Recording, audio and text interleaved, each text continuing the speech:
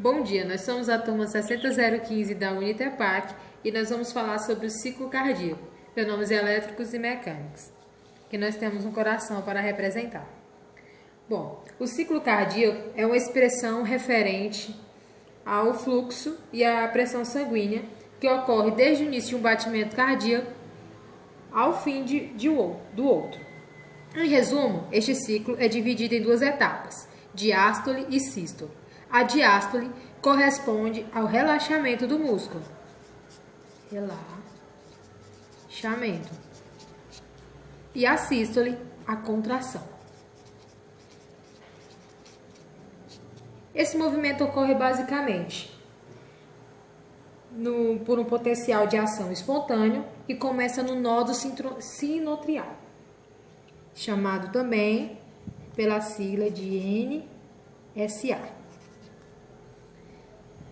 Quando esse potencial de ação começa aqui no nódo sinoatrial, pelas células de marcapasso, o impulso elétrico se difunde pelo miocárdio atrial, ou seja, ele vai para os átrios. E começa então a realizar a contração e relaxamento. Quando ele chega aqui nos átrios, ele vai para os ventrículos, sempre na ordem de átrio para ventrículos, pelo feixe átrio-ventricular, que é esse feixe aqui. Feixe átrio-ventricular. E assim começam a realizar a diástole e a sístole. Primeiro, os átrios realizam o relaxamento, mais ou menos assim, enchem os ventrículos e depois eles realizam a sístole, que contrai. Então, eles contraem, enchem os ventrículos contraem e relaxam os átrios. E assim é realizado o ciclo cardíaco. Agora a gente vai falar sobre circulação sistêmica e circulação pulmonar. Nós fizemos um desenho aqui para representar melhor. A circulação sistêmica é também conhecida como grande circulação e ela se caracteriza do movimento em que o sangue faz, do corpo ao coração e do coração ao corpo. E a circulação pulmonar, também conhecida como pequena circulação, se caracteriza pelo movimento em que o sangue faz, do pulmão ao coração e do coração ao pulmão. Vamos começar falando da circulação sistêmica. Bom, o corpo vai enviar para o coração um sangue pobre de nutrientes e riquíssimo em CO2, que é gás carbônico, um gás que é tóxico para o nosso corpo, através das veias cavas, superiores e inferiores. Esse sangue rico em CO2 vai chegar no coração no lado direito, através dos átrios direitos para os ventrículos direitos, sempre nessa ordem, dos átrios para os ventrículos. Vai chegar aqui o CO2 no átrio direito, vai para o ventrículo direito.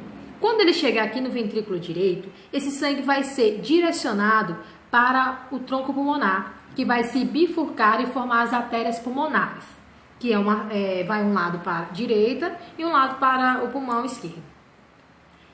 Tá aqui o sangue rico em CO2. Quando ele chegar aqui no pulmão, ele vai encontrar uma estrutura chamada de alvéolo.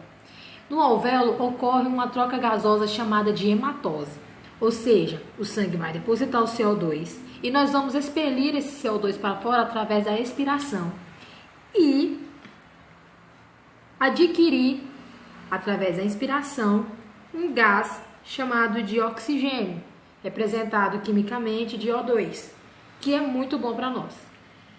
Quando esse gásinho entrar aqui, o sangue vai lá pegar esse gás e vai levar ele de volta para o coração através da veia pulmonar e depositar ele no átrio esquerdo, agora para o lado esquerdo do coração.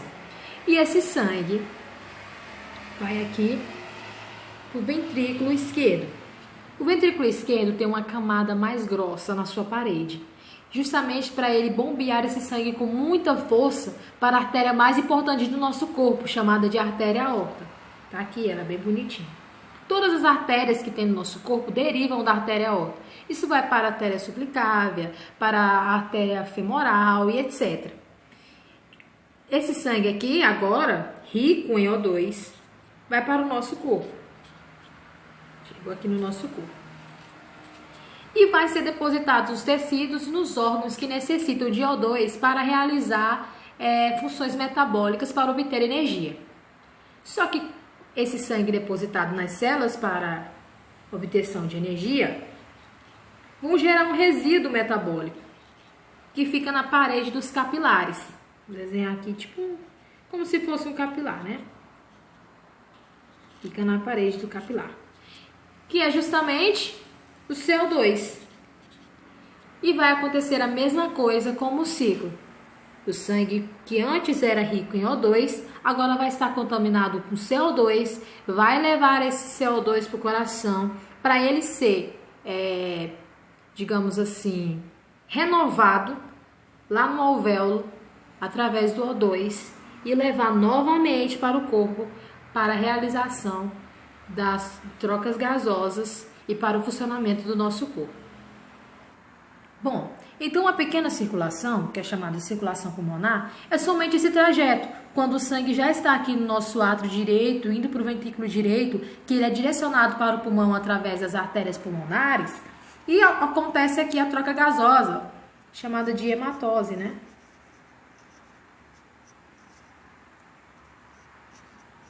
Que é justamente a substituição do CO2 pelo O2, a eliminação desse gás tóxico pela aquisição desse gás que será benéfico para nós e levado de volta ao coração.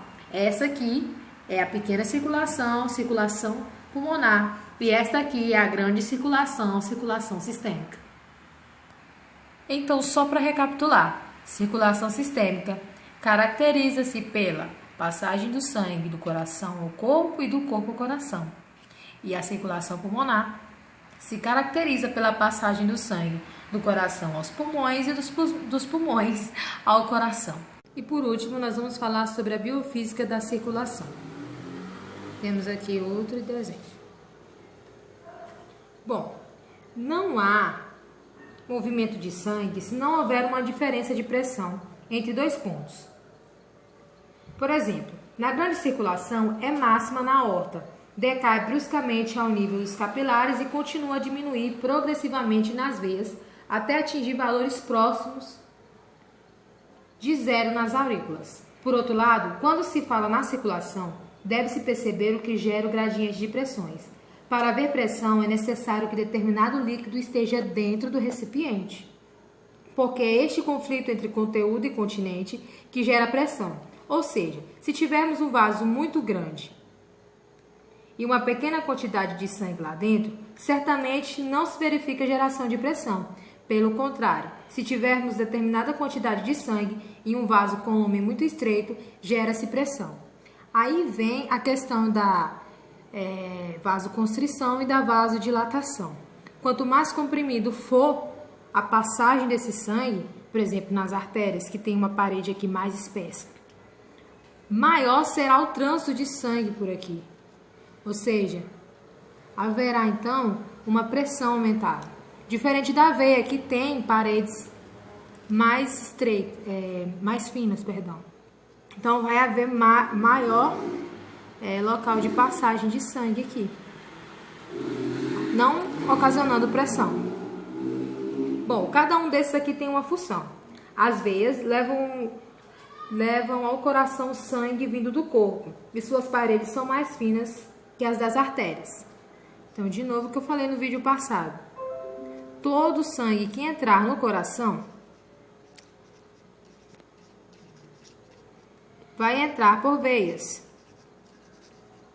Um grande exemplo seria as veias cavas.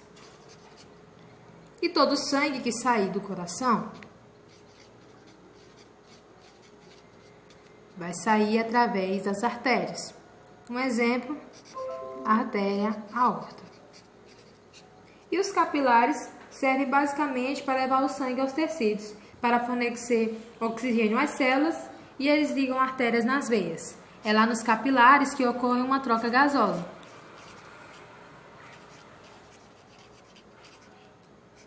eles captam o oxigênio presente no sangue e liberam CO2 para serem expelidos lá na hematose nos pulmões.